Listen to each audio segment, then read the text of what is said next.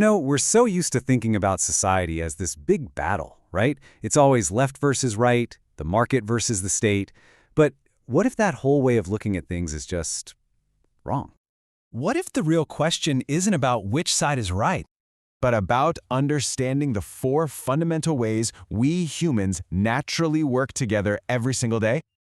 Okay, so what are they? You can think of them as the basic building blocks for our social lives. They're like these deep, intuitive logics for how we relate to each other. And there are just 4 of them. The wild part is, we all switch between them constantly, and most of the time we don't even notice we're doing it. So let's break them down. We've got communal sharing, authority ranking, equality matching, and market exchange. Let's take a look at how each one really works. And here's the key. Think of each one as a specific tool in a toolbox. They're all incredibly useful for certain jobs, but the problems really start when we grab the wrong tool for the task at hand. So first up is communal sharing. This is the feeling you have with your family, or your absolute closest friends. It's built on trust, on care, on that deep sense of us. It's what's mine is yours, no questions asked. But it completely falls apart when you try to put a price tag on it. There's this famous study from Israel. A daycare started fining parents for being late. And guess what happened? More parents started showing up late. The fine turned a relationship based on consideration into a simple transaction. They were just paying for extra time. Okay, next up, we have authority ranking. You might just call it hierarchy. Now, this logic is all about making quick, clear decisions. You've got a chain of command, someone's in charge, and they make the final call. Simple as that. In a crisis, like in an emergency room or a fire department, this is absolutely essential. You need that speed.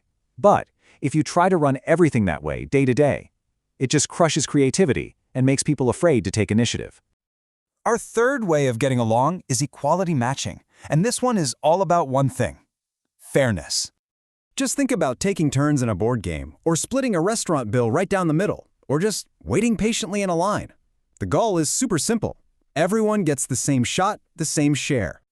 This is amazing for making sure everyone feels like the system is fair and legitimate, but it can be really inefficient. I mean, you wouldn't want doctors in an operating room to just take turns doing the surgery, right? Of course not. And that brings us to our 4th and final logic: market exchange. This is the one we're probably most familiar with. It's the world of prices, salaries, and contracts. It's perfect for when we're interacting with lots of people we don't know, because all the terms are spelled out right there in black and white. But it fails, and fails spectacularly, when it tries to invade areas governed by our morals. When people try to put a price on things we consider sacred, like friendship or justice, it just feels wrong, and it often sparks total outrage. So what's the point of all this? The big takeaway is that no single one of these is the answer. The real magic, the real art, is in knowing how to blend them together. And there's actually a name for this idea, from the Nobel Prize winner Elinor Ostrom. She called it polycentric governance. Just think about your average day. At home with family, you use communal sharing. At work, your boss is authority ranking. You wait in line for coffee using equality matching, and you pay for it with market exchange. A healthy society needs all 4, each in its right place.